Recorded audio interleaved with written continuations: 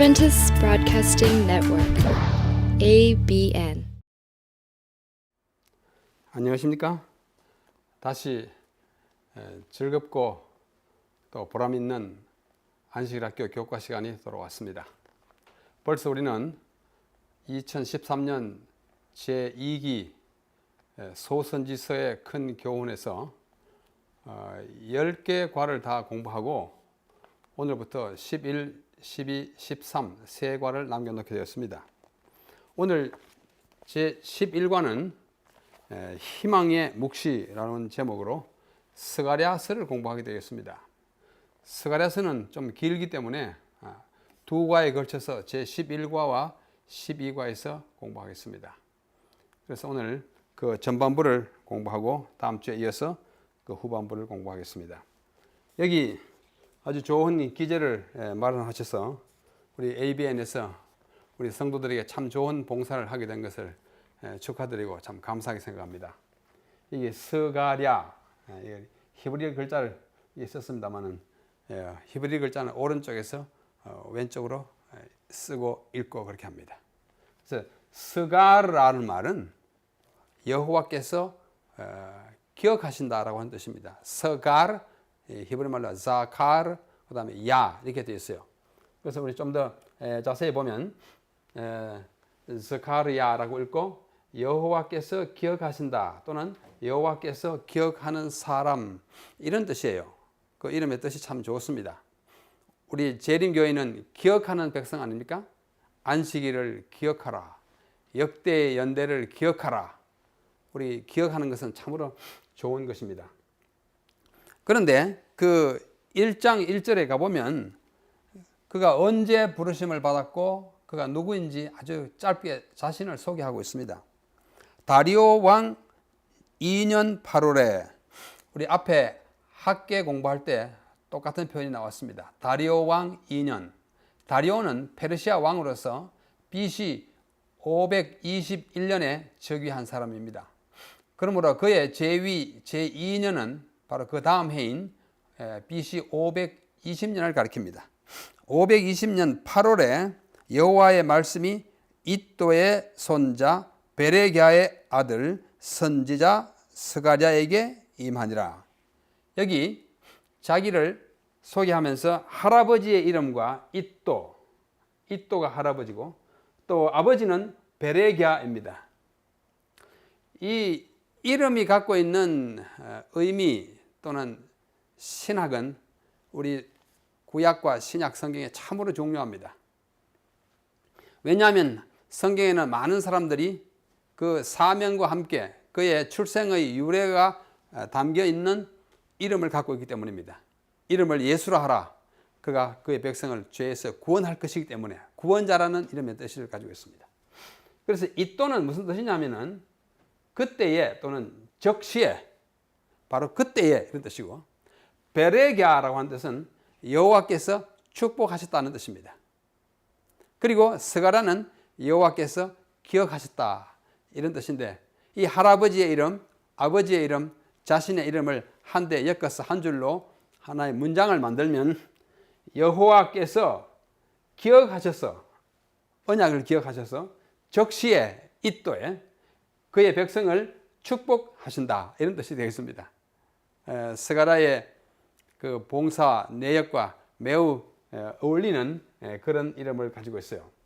그래서 우리가 잠시 이름 세 개를 우리가 살펴보았습니다만은 성경은 상당히 많은 부분을 그 이름의 의미에 할애하고 있습니다.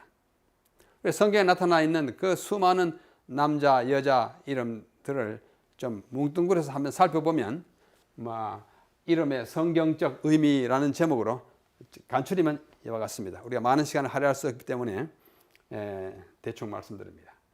성경에 나타난 인물들의 이름에는 출생의 상황과 환경이 간직된 이름이 있습니다. 예를 들면 아담, 아다마, 흙에서 가지 않습니까? 아담. 그 다음에 이삭이 잉태된다는 예고를 받았을 때 그 어머니가 사라가 웃었어요. 그래서 이름을 웃음이라 했어요. 이삭이 웃음이 아닙니까? 르우벤, 보라 아들이다. 모세 나일강에서 건졌다. 앞으로 건진다. 이런 들. 그 다음에 부모의 소원과 서원이 들어있습니다. 스알야숲, 남은 자가 돌아오리라. 이사야의 아들이. 또 둘째 아들은 마헬살라 하스바스. 이사야의 기별이에요.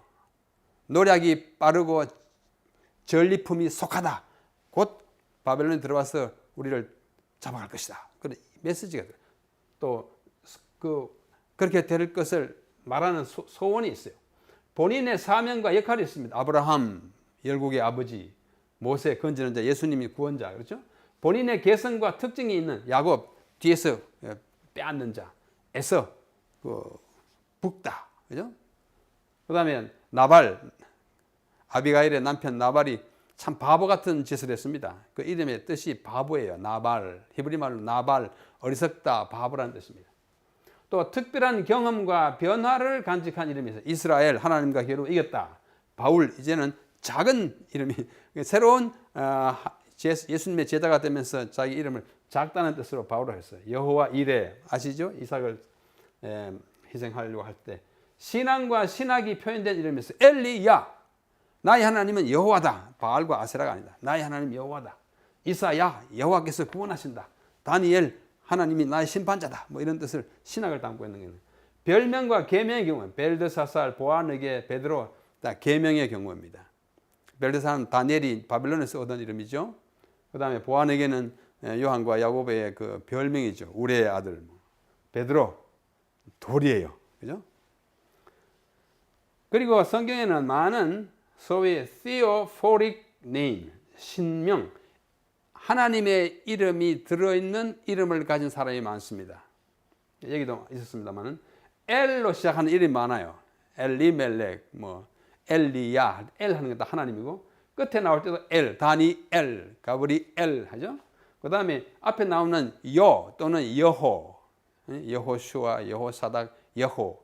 그 다음에 야도 끝에 나오는 여호와이고 신약에는 이제 데오필로 뭐 이렇게 엘리사, 엘리가 하나님이죠. 미가엘 하나님이죠. 요엘은 둘 다 여호와가 하나님이다.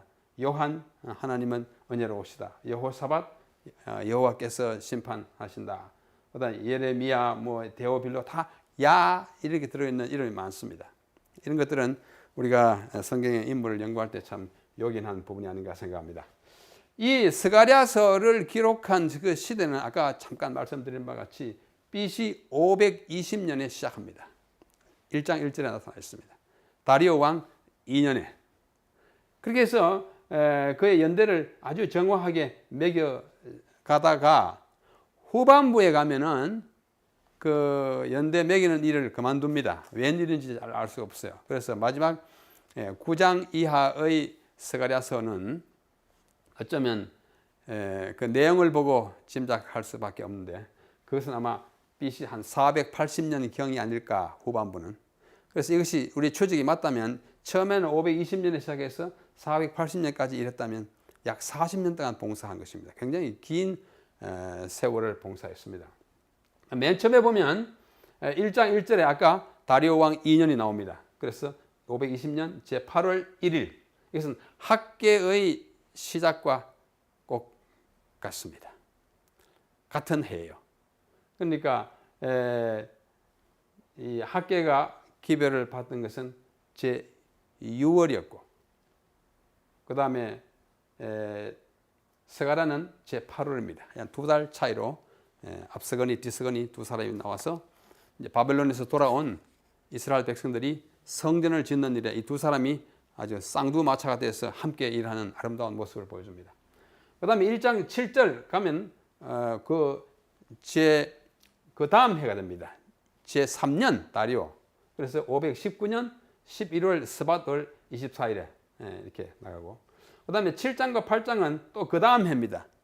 제 4년 518년 제 9월 기슬레월 4일에 받아진 것이고 그 다음에 9절 이하에는 잘 알 수가 없어서 우리가 추정하건대 아마 480년 경이었을 것으로 보는 것입니다. 그래서 이러한 내용을 담고 그 연대기적 내용을 담고 있는 이 스가랴는 오늘의 이 저자가 말하는 대로는 희망의 묵시입니다. 참 암담했거든요. 바벨론에서 돌아오긴 했지만은 아직도 여러 가지 사회 질서가 잡히지 아니하고 또 성전 건축을 하는데 지지부진하고 있었고, 그러나 세월은 가고 그때 스가랴는 아주 멀리 내다보는, 상당히 여러 해 수백 년을 내다보고 또 그것을 더 넘어서 수천 년을 내다보는 예수님의 초림과 재림으로 이어지는 희망의 메시지를 이 스가랴서는 우리에게 제시하고 있습니다. 기억절은 3장 10절입니다. 만군의 여호와가 말하노라. 그날에 너희가 각각 포도나무와 무화과나무 아래로 서로 초대하리라. 오늘 21세기에 사는 우리로서는 뭐 나무 아래 초대하는 게 뭐 별거냐, 큰 궁전에 초대해야지 이렇게 생각할지 모르지만, 지금으로부터 2500년 전에 이와 같은 일은 굉장히 호화롭고 평화롭고 행복한 상황이 되어야였어요. 왜냐하면 집도 없고 멀리 추방 또는 포로로 잡혀갔다 돌아온 사람이 있어서 자기 포도나무 아래서 또 자기 감람나무, 자기 무화과나무 아래서 평화롭게 손님을 초청한다고 하는 것은 굉장히 평화로운 그 환경을 우리에게 말해줄 때 쓰이는 것입니다. 자, 그래서 우리가 조금 더 이제 뜯어보면 스가랴 1장 1절에는 그가 어느 때에 어떻게 시작했는지를 쭉 말해주면서 바로 3절에 이렇게 말합니다. 2절입니다. 나 여호와가 무리의 열조에게 심히 진노하였느니라. 열조라는 것은 그 선조, 선대 사람들에게 하나님이 화나셨다고 합니다. 왜? 그들이 멀리 자꾸 이방신을 찾아가고 하나님을 도무지 찾지 않기 때문에 하나님이 몹시 섭섭하시고 화나신 사실을 제1성으로 말합니다. 역사를 지금 이야기하는 거예요. 그러므로 너는 무리에게 구하기를, 만군의 여호와께서, 만군의 여호와는 말을 지난번 학계 공부할 때도 말씀을 드렸지만은 구약에 약 300번 나오고, 그런데 마지막 세 책이 아주 집중적으로 나옵니다. 학계에도 많이 나왔고 특별히 스가랴서에는 몇 번 나오는 53번 나와요. 만군의 여호와, 만군의 여호와. 이것은 하나님이 능하신 하나님이 전쟁과 모든 열국을 이길 수 있는 아주 위대한 사령관으로서의 하나님의 모습을 나타낼 때 이런 표현을 쓰고 있는데, 처음부터 만군의 여호와께서 이처럼 이르시되 너희는 내게로 돌아오라. 첫째 메시지는 돌아오랍니다. 히브리 말로 이것을 슈브가 돌아온다는 말인데, 너희들 돌아오라는 말은 슈브라고 말합니다. 돌아와야 돼요. 왜? 멀리 제각기 딴 길로 갔기 때문입니다. 하나님은 우리를 부탁하기를 돌아오라. 그런데 참 재미있는 것은 돌아오라 만군의 여호와의 말이니라. 그리하면 내가 너희에게로 또 어떻게 해요? 돌아가리라. 이 어떤 사람이 말하기를 하나님의 회개라 그래요. 앞부분은 사람의 회개. 회개라는 말은 뭐 죄가 있어서 회개하는 것이 아니라 사람은 죄가 있어서 회개하고 돌아오지만 하나님은 너희들 떠날 수밖에 없다 했다가 돌아오는 이 회귀. 돌아오라, 내가 돌아오겠다. 하나님은 우리를 마중하시러 돌아오시는 장면입니다. 그러니까 4절에도 보면은 또 악한 행실을 떠나서 돌아오라. 스가랴서가 주는 첫 번째 기별은 돌아오라. return, 돌아오라고 하는 것입니다. 그래서 이렇게 시작하는 스가랴서가 아주 중요한 몇 가지 그 매듭을 우리에게 보여줍니다. 그 매듭이란 뭔가 하니, 첫 번째는 스가랴에게 보여주신 이상입니다. 우리가 제목에는 묵시라고 했지만은 성경의 더 정확한 용어는 이상, 영어로 표현하면 vision, 이상과 꿈. 여러분, 꿈과 이상이 서로 다른 것 아시죠? 꿈은 잘 때 보여주는 것이 꿈입니다. 느부갓네살이 잠잘 때 머릿속에 보여줬어요. 깨니까 잊어버렸어요. 다니엘이 가르쳐주지 않았습니까? 이상은 무엇인가 하니, 깨있을 때에 보여주는 하나님의 계시를 이상이라고 합니다. 달을 이자에다가 형상이라고 모양 상자, 사람이 변해 코끼리 상자는 것인데요. 그래서 여기 이상이 8번 연거푸 쭉 나옵니다. 굉장히 의미심장한 이상 또는 묵시예요. 이것이 너무나 복잡하고 너무나 신기하고 또 해석하기 어려워서 아마 여러분도 많이 그 이름을 들으셨을 제롬, 5세기에 신구약 성경을 라틴어로 번역한 제롬이라고 하는 초기 교회 교부가 말하기를, 스가랴서는 소선지서 12권 가운데 가장 길고 가장 애매모호한 책이라 이렇게 표현했습니다. 참 복잡한 이상을 보여주기 때문입니다. 그래서 그 8개의 이상을 먼저 보여주신 다음에 이 스가랴에게 그 묵시를 또는 이상을 해석해 주는 천사가 와서 봉사하는 장면으로 이어집니다. 자, 이와 같은 구조를 우리가 생각하면서 이 스가랴와 같은 시대에 일어난 사건들을 잠시 살펴보면 이렇습니다. 정치적, 종교적 배경에 대해서는 우리가 학계와 똑같은 시대이기 때문에 반복하지 않겠습니다. 지난주에 우리가 공부를 했습니다. 스가랴는 학계의 후배 선지자로서 그보다 2개월 늦게 활동을 시작합니다. 이 두 선지자는 14년 동안 지체된 성전 재건을 완수하도록 협력하여 백성들을 독려하고, 또 두 선지자 모두 성전 재건과 그들이 받을 축복의 관계를 강조하는 것입니다. 앞에 학계서에 그러지 않았습니까? 너 왜 이렇게 깐부기가 많고 농사가 잘 안 되는지 아느냐? 첫째 일을 잘 안 하기 때문이다. 성전 건축을 하기로 하고 돌아온 사람이 자기들 집만 잘 짓고 있으니 그래서 되겠느냐? 그런 내용의 기별을 스가랴서도 일부에 말씀하고 있습니다.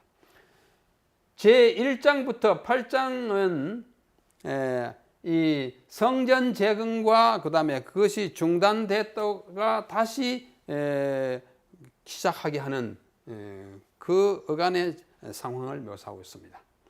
특별히 서는 에스라입니다. 에스라 6장 14절에 보면 이런 말씀이 나옵니다. 선지자 학계와 이또의 손자 스가랴의 권면함으로 인하여 전 건축할 일이 형통한지라. 이제 스가랴서도 아니고 학계도 아닌 에스라스의 말하기를, 이 두 선지사가 합동해서 일함으로 그 성전을 건축하는 일이 형통이라 말은 요즘 말하면 성공했다는 뜻입니다. 또 그 15절 바로 다음 절에 보면은 다리오 왕 6년 아달월은 히브리 달력에서 맨 마지막 12번째 달입니다. 오늘날에 우리 달력으로는 3월쯤 되는 달입니다. 그때 3일에 전을 필역 완공하니라 이렇게 표현하고 있습니다. 그래서 그 두 사람의 봉사가 얼마나 요긴했는지를 알 수 있습니다. 그 다음에 우리가 흔히 후반부라고 말하는 스가랴 9장으로 14장의 배경은 앞부분하고 상당히 달라요. 앞부분은 성전 건축과 관련되어 있는데 뒷부분은 성전 건축과 관련되지 않고 오히려 먼 미래를 내다봅니다. 이게 정말로 예언이에요. 연대가 매겨지지 않고 스룹바벨과 여호수아 같은 지도자들이 더 이상 언급되지 않습니다. 왜냐하면 그 당시 상황이 아니고 먼 미래를 내다보기 때문에요. 예수님이 오실 것에 대한 초림과 재림에 대한 이야기를 하고 있습니다. 그래서 두 개의 엄숙한 경고가 주어집니다. 11장으로부터 13장 하나, 그 다음에 12장으로부터 14장, 석장씩 큰 경고를 우리에게 주고 있습니다. 성전은 더 이상 관심사가 아니고, 이런 점으로 볼 때 이 부분은 스가랴의 만년인 아마 480년경에 기록하지 않았을까 생각합니다. 자, 나머지 부분은 우리가 좀 이따 또 보기로 하고, 이 스가랴서의 총 주제는 무엇인가? 총 주제를 한 줄로 표현한다면 성전 완공의 필요와 전반부입니다. 1장부터 8장. 그 다음에 메시아의 오심을 위한 준비 2부예요. 9장으로부터 14장. 그래서 앞에 8장, 뒤에 6장, 합계 14장으로 되어 있습니다. 그래서 그 전반부, 다시 말해서 성전 완공의 필요를 말하는 부분인 1장부터 8장에는 메시아의 왕국을 위한 이스라엘의 준비를 말하고 있어요. 메시아가 오실 터인데 준비가 되어 있어야 하지 않겠습니까? 그 준비시키는, 이스라엘을 준비시키는 여러 묵시들을 보여주고 있는데, 그 묵시를 하나, 둘, 셋, 넷, 다섯, 여섯, 일곱, 여덟 개 옷은 보여줍니다. 1장부터 6장까지의 이상 또는 묵시가 8개 있어요. 그래서 희망의 묵시라고 오늘 제목이 그렇습니다. 먼저 첫 번째부터 다섯 번째까지의 이상은 위로의 이상이에요. 백성들이 지금 피곤해 있어요. 먼 나라에 가서 70년 동안 그 먼 길을 걸어서 왔으니까 얼마나 피곤해요. 근데 성전을 지으려고 하니까 사마리아 사람들이 와가지고 딱 찝쩍거리고 하고 회방 놓고, 또 저기 페르시아에서는 뭐 왕이 짓지 말라고 하고 또 지으라 하고 현실이 아주 각박한 것입니다. 그러한 이스라엘 백성에게 위로, 격려의 비전을 5개 보여줍니다. 이것이 첫 번째는 화석류 나무 사이에 있는 사람의 묵시고, 둘째는 내 뿔과 뿔이 4개예요. 그 다음 내 공장, 이 공장이라고 하는 말은 장인, 뿔 같은 걸 잘 세공하는 사람이라는 뜻입니다. 뭐 물건을 만드는 어떤 그런 집 공장이 아니고요. 그 다음에 세 번째는 척량줄, 재는 줄이에요. 뭐 측량줄을 해도 마찬가지입니다. 이 측 해서 있는 척, 자로서 재는 줄로서 예루살렘을 막 재고 하는 그 이야기예요. 넷째는 아주 중요한 것인데요. 여호수아의 옷을 갈아입히는 묵시예요. 이따 자세히 보겠습니다. 다섯 번째는 순금 등대와 두 감람나무 묵시를 보여줍니다. 이 처음 5개는 위로하는 이상이에요. 나머지 3개는 정죄하는 이상입니다. 날아가는 두루마리가 탁 보이는데 거기에 10계명 중요한 구절들이 막 기록되었어요. 너희들 다 이거 범했다고 해요.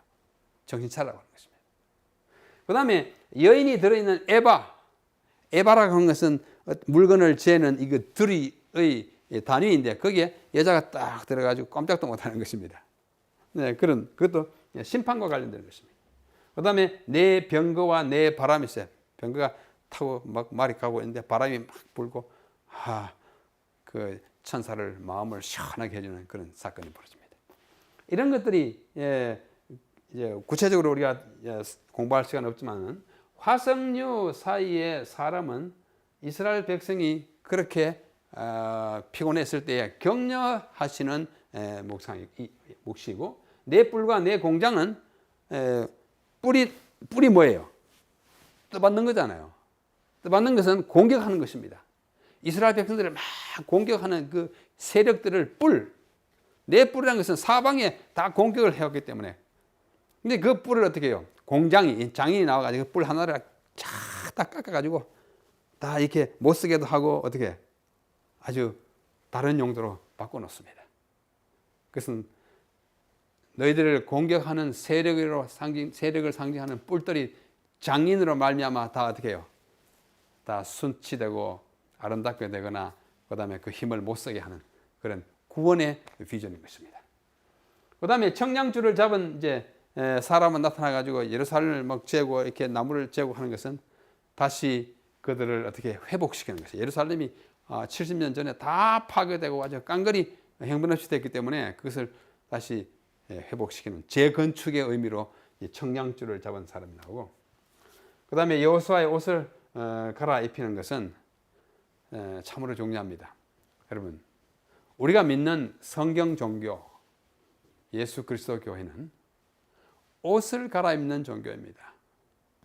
옷이 참 중요해요. 아담과 하와가 타락했을 때 제일 먼저 잃어버린 것이 옷입니다. 벌거벗어가지고 어찌할 바를 몰랐어요. 그때 하나님이 나타나셔가지고 그들에게 옷을 지어 입히십니다. 하나님은 우리에게 옷을 지어 입히시는 하나님이세요. 그게 깊은 상징이 들어있는 거 아시죠? 곧 우리에게 옷을 입혀 주시기 위해서 죽어야 하는 그 짐승은 예수 그리스도를 상징하는 희생인 것입니다. 그래서 그때 이후로 옷은 우리 인간의 행실, 심성, 우리의 영적 상태를 대변하는 하나의 상징물이 됩니다. 그런데 이 여호수아라고 하는 대제사장이 옷을 입고 또 섰었어요. 섰죠?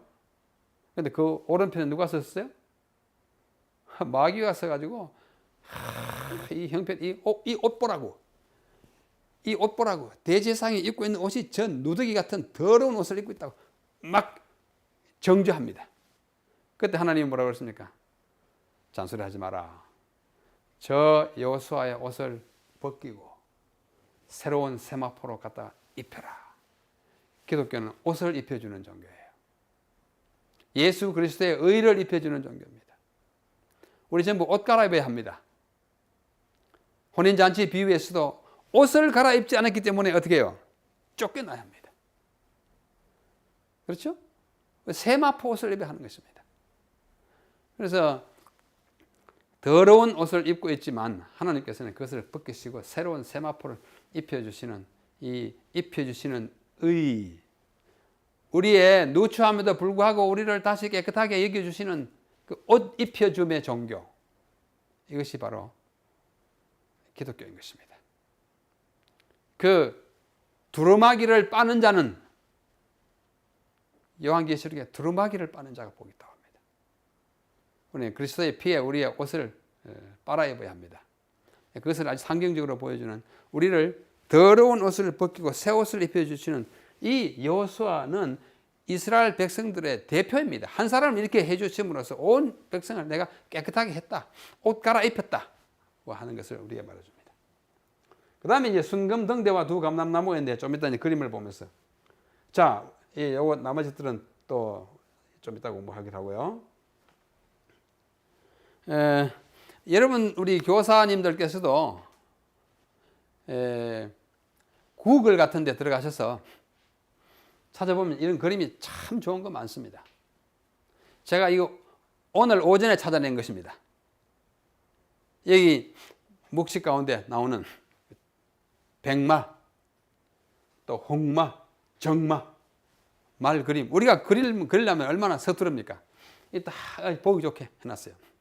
우리 안신학교 교과 시간에 이것을 사용할 수 있는지는 모르지만은 아마 하면 할 수도 있을 것입니다. 이렇게 돼 있고, 이거는 이제 청량줄을 든 사람이 다시 예루살렘을 재건하는 모습이에요.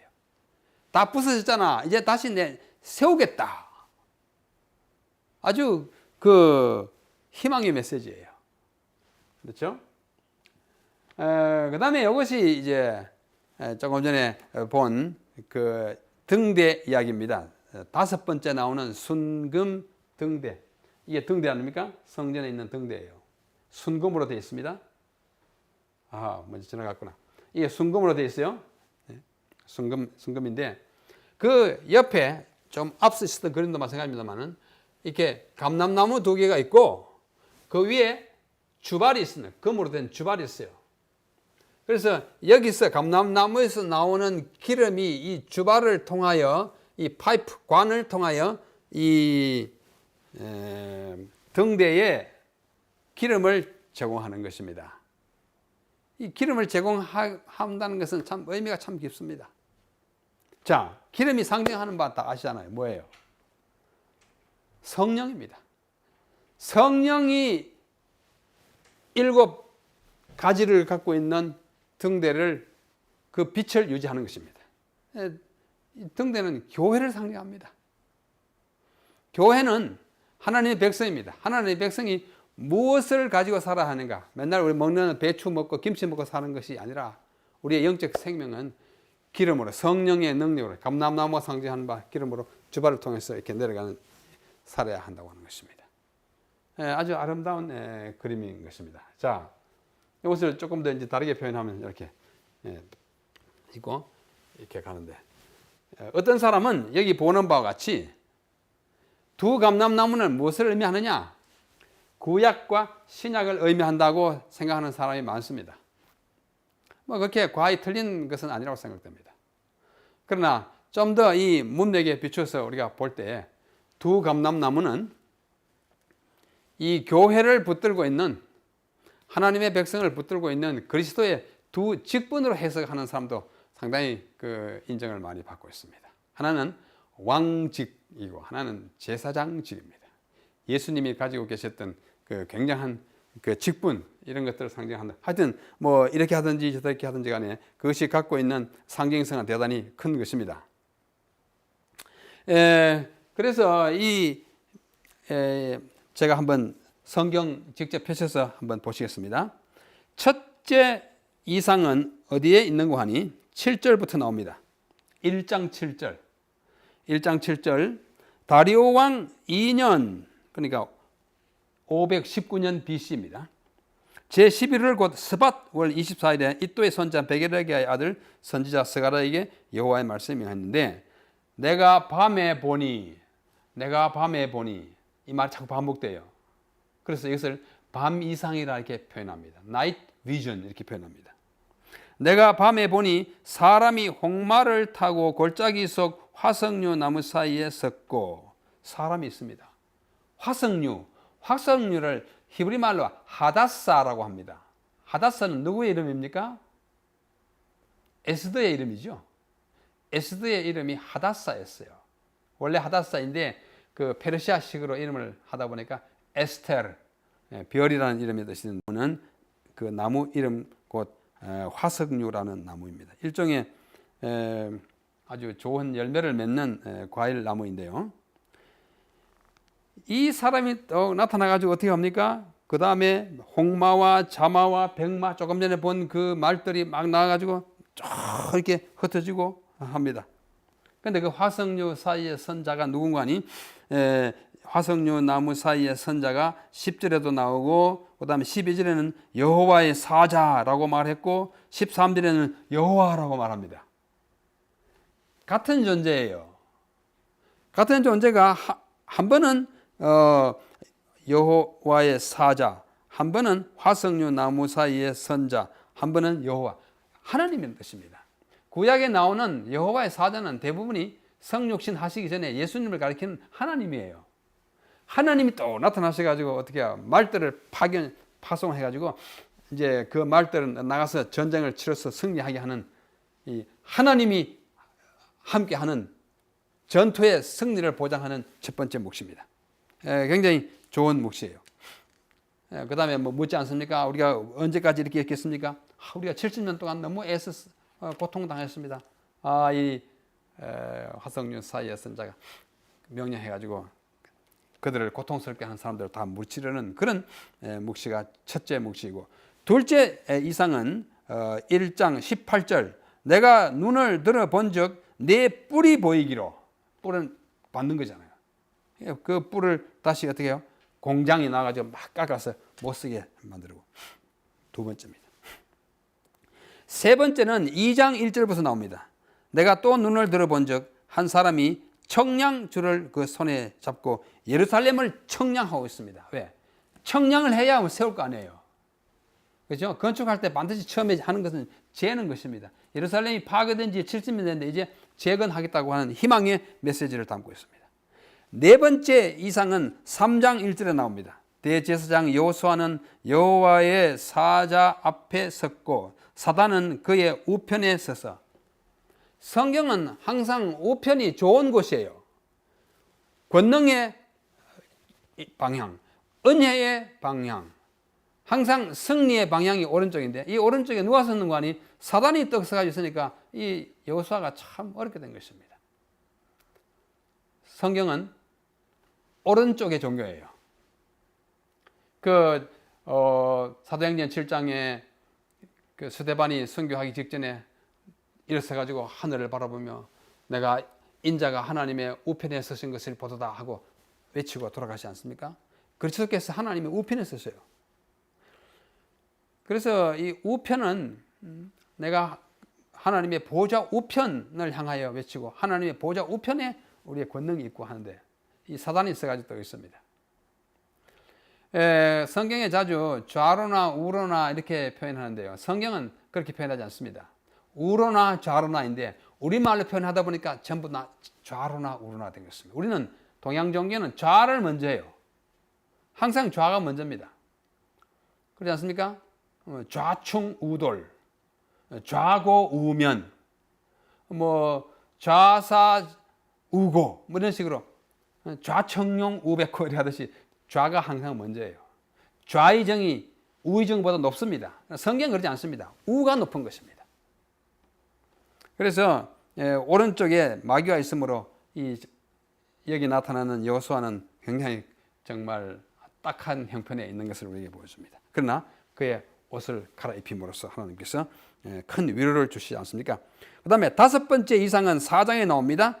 나를 깨우니 자는 사람이 바로 이 5번째 이상은 조금 전에 본 이것입니다. 순금 등대가 있고, 그렇죠? 그 다음에 6번째 이상은 5장에 나옵니다. 날아가는 두루마리. 그게 가늠하지 말라, 도둑질하지 말라 하는 그런 두루마리 같은 내용이 많이 있는 것은 너희들이 다 그와 같은 일에 동참했었다고 하는 것을 지적하는 것입니다. 그것은 우리가 다시 한번 각성하고 나와야 할 것을 말해주고 있어요. 그 다음에 7번째 이상이 5장 5절부터 나옵니다. 에바가 있어요. 그게 딱 갇혀가지고 여인이 있는데 납 한 조각이 그 에바를 딱 이렇게 봉함해 놓고 있습니다.